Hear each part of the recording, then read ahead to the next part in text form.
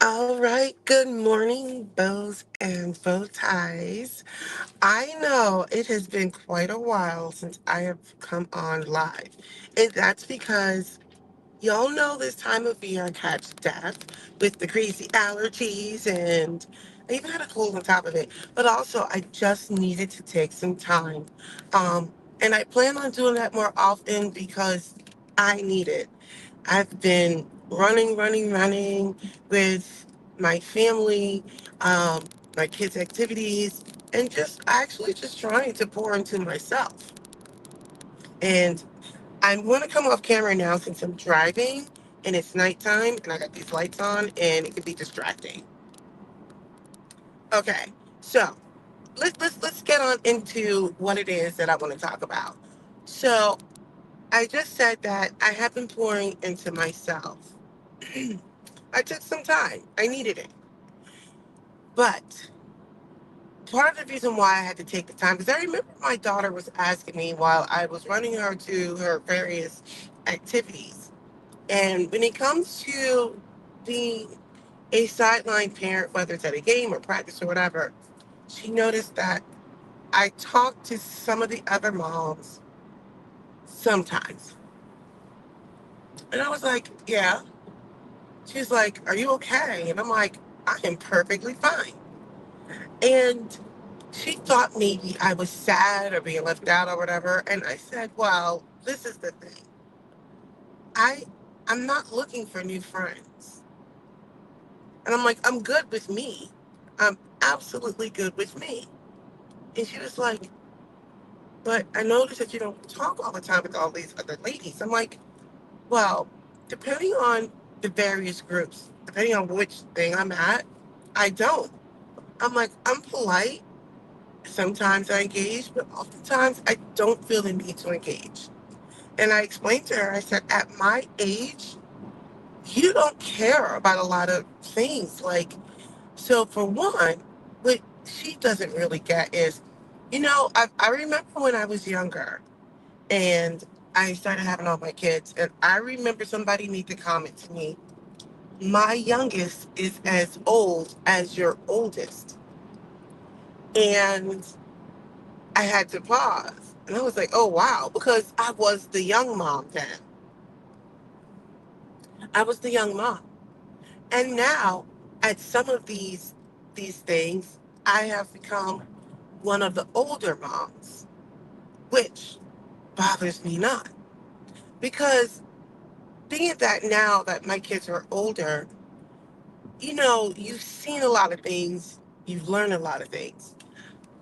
For one, you learn that your relationships with many people may literally just be for a season, like a literal season, or it could be for a sporting season, meaning like however long your children participate doing a particular activity, whatever.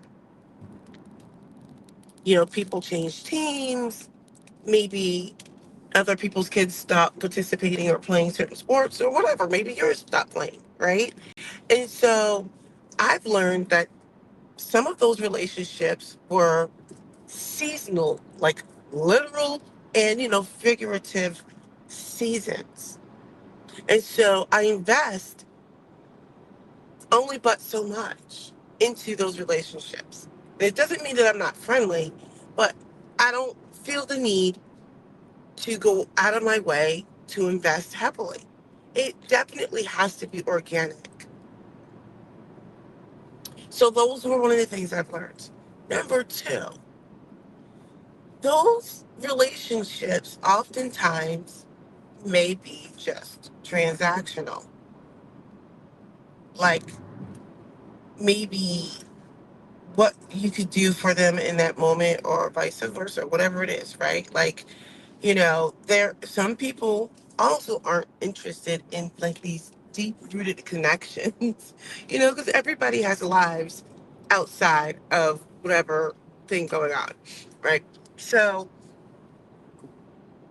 I've learned that like oftentimes that people may want to have a connection with you based off of how well your children are doing. I want to let that one sink in for a second. Sometimes people don't want to know you if your child isn't like a star, or they want to get to know you because your child is a star. Everybody loves a winner. So, and then also there's just natural competition when you're on these teams. So, I have learned that I don't need to invest in a whole lot, you know. So, it has to be organic. And when I go into many of these engagements, whatever like that, I just take it how it comes to me. I'm just not that pressed. I have my family. I have relationships outside of whatever said thing is. Um, but just more importantly, in general, in life, I just feel like it's hard to make new friends, but partially because when you get to be my age, most of us recognize it for what it is. You either have your existing relationships or you recognize, like, I'm going to take it as it comes. And if it becomes too hard, a lot of times we don't want to invest in this new relationship because we don't know. And of course we should probably take more chances, but we just know that, like, this probably won't last. So why am I investing? I just find that as I've gotten older, my circle, I don't really have a big circle. I find that most of my relationships, or let me rephrase that. My circle is smaller, and I invest only but so much. We're all busy. We all have things going on, and it becomes one of those things where it has to be mutual. You don't want to invest way more than, you know. So I look at it like that. And so when I'm trying to teach my daughter about friendships and relationships, I also teach her, because she's young, like, you have to be able to discern, what do they want from you? Why do they? And I'm not saying that you should approach all relationships in a negative way, but I look at, like, even like how she's navigating her social relationships in school, right? Oftentimes you'll find that people who never disliked you or anything like that, they may attach themselves to you more when their other relationships start to disintegrate. So then you have to wonder, why are you pressed to be my friend now? Like, we had a great, like, our relationship was fine, but what's driving this more? Is it because something else is falling apart? So I told her, usually when those relationships fall apart, they will get back. They A lot of times they'll get back together, fall apart, get back together, fall apart, get back together, fall apart for a period of time.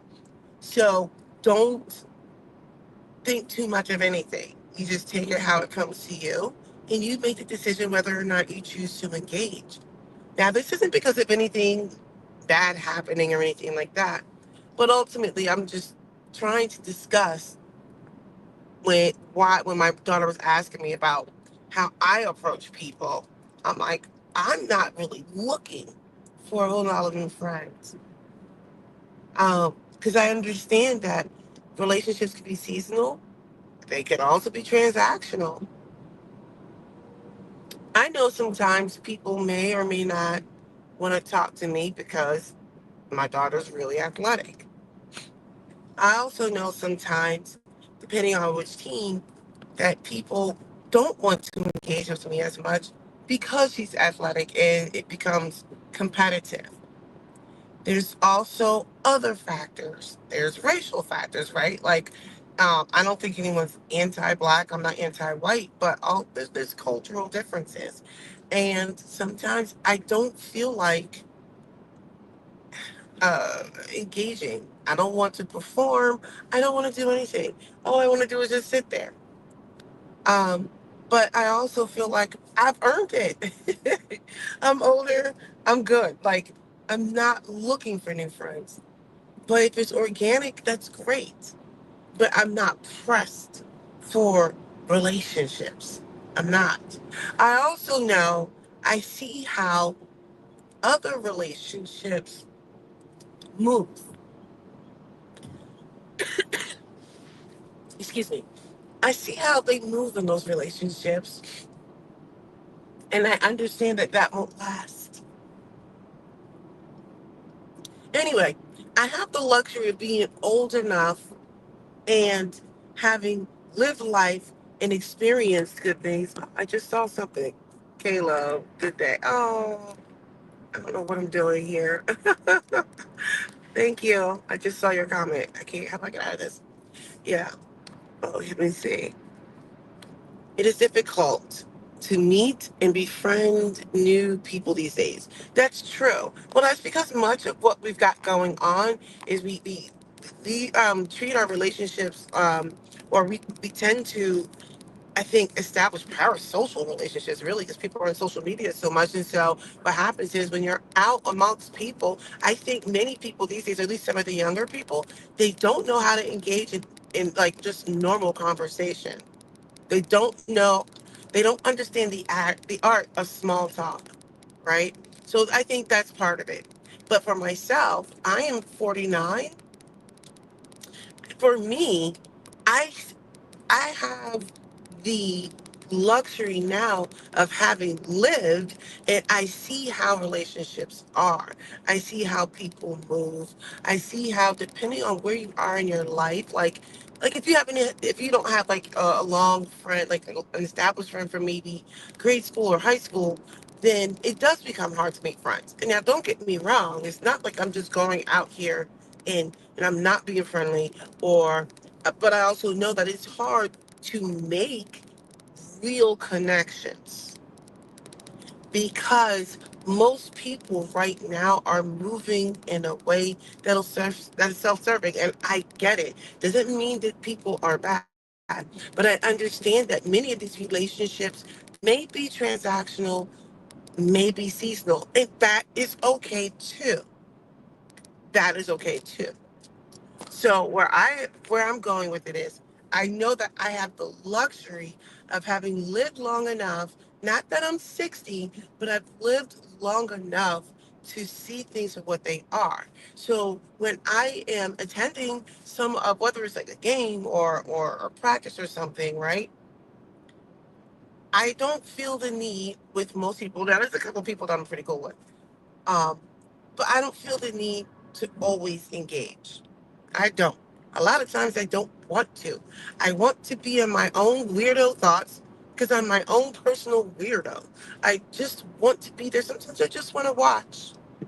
Like sometimes there is beauty in watching, and I'm going to tell you why. And I actually learned this from my husband too.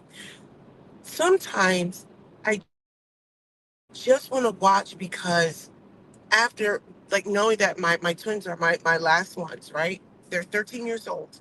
I know I've got them for like another 4 or 5 years. And as much as I want them to fly the nest, because I have one in high school, I have one in college, I recognize it hit me like, you've got a handful of years. And all of the noise and the busyness and the games and the practices and the ups and the downs of what it's like to win a big game and to lose a tight game, and you understand, like the constant competition and all of the stuff like that. I know that's going to come to an end. And so now I'm just in a stage where I'm appreciating what I'm watching and what I'm witnessing when I'm watching them grow as athletes and grow as people, putting things in their proper position and understanding that this is another day. Some of the younger players, not that they're young, but they're younger than me. I'm 49, so you got someone who might be 40, maybe 38, maybe 44, right? But I'm 49. Some of them, I'm watching them go through this period of thinking like it's like the end of the world when it really is not. I'm watching them walk through this process of thinking like every child is going to be amazing, and they don't realize that your child's probably not going to do this in another year or two, right? So I have that luxury of knowing how some of this is going to go down, and they haven't experienced it. They haven't gone through like experiencing like what relationships their child is going to gain and lose in this process. So I personally don't feel all that pressed to engage in some of the stupid conversations that some of these parents are engaging in. I just like to just sit there and watch my kid or listen to a podcast or a book on tape or something like that. Or talk with people that I have tighter connections with. Or a lot of times I sit in my car away from people. And the ones who are closer to my age, I notice they do these similar like things. It's not personal. But what I don't feel like I need to do is go out and try to make all these new friends. I don't feel like I need to be in all of these circles. I don't feel like I have a lot of FOMO. I just don't care.